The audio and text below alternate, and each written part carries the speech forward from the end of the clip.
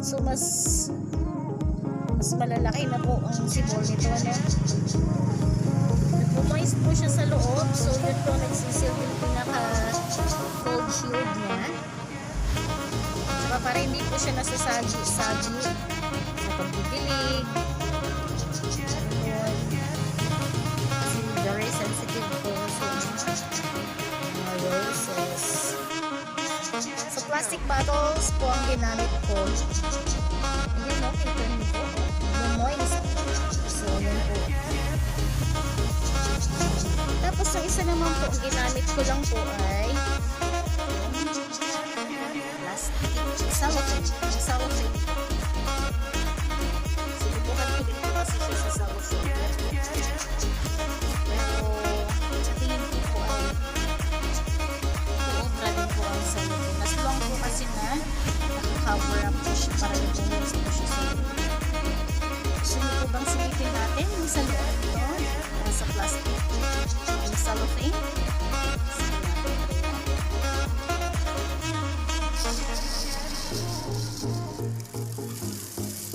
Ayan po yung sa loob niya.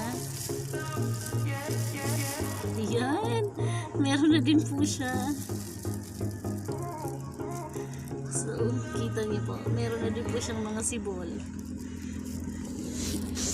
Wait lang po ha.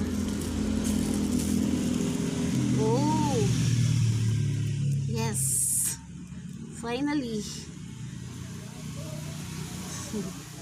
Okay. Nakita na po natin. So, i-cover na po natin siya ulit. Yan guys, naka 2 weeks na po tayo.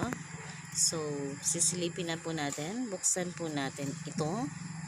Isa, kung ano pong nangyari sa ating tinanim na roses. Tada! Ayan na po. Oh. Kita nyo? Oh! Sibol na siya. Ayan. See that?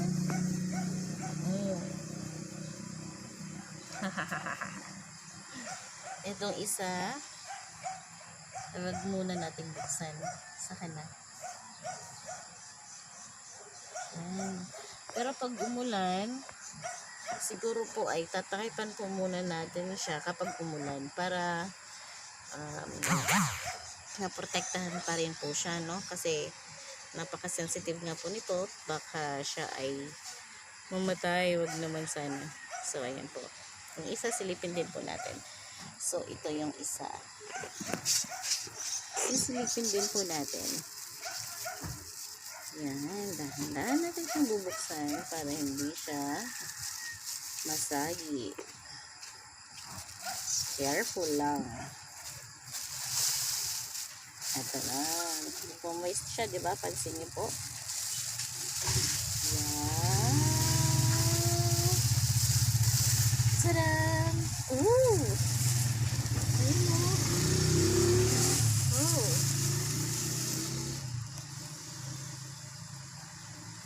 Magaganda na yung dahon niya. Malalaki na po. So, ayan yung ating roses na naka 2 weeks na. Yung maliliit na po yan, lalagyan po muna natin siya ng cover. Yung katulad nito. Ito. Lagyan po muna natin siya ng cover kasi maliliit pa po siya, baby pa po siya. So, yan po ang aabangan natin ulit na mga babies pa. Pero ito, bubuksan ko na po ito para maarawan siya. Pero sabi ko nga po, kapag umulan, ay lalagyan ko po siya ng cover. So, ayan. Till next week ulit po para dito sa malalaki. Ito yung isa. Oh, malalaki na po yung dahon niya. So, tingnan niyo po yung takip. Yung tinakip natin ay moist pa rin po siya. So, siya po yung nagsilbing palamig para hindi po siya mainisan. Tapos, ito naman pong isa. Silipin po natin. Ayan. So, iba po yung kulay niya kaysa dito sa isa kasi iba po ang kulay. Ito po ay red.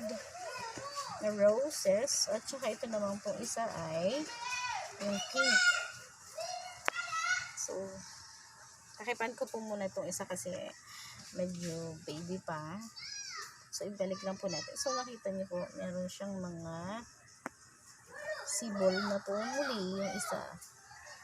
Cover po natin ulit. Yan. Para hindi po siya masasagi. Tapos, ito naman po isa ay silipin din po natin.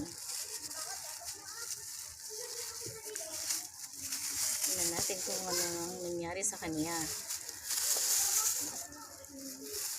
Ayan. Are you ready, guys?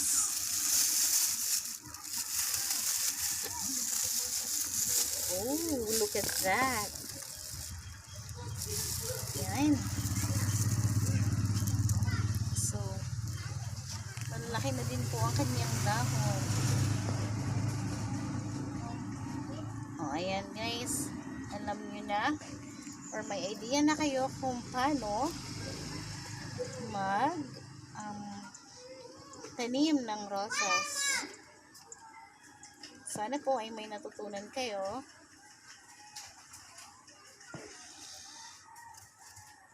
Maraming salamat po sa inyong pagsubaybay.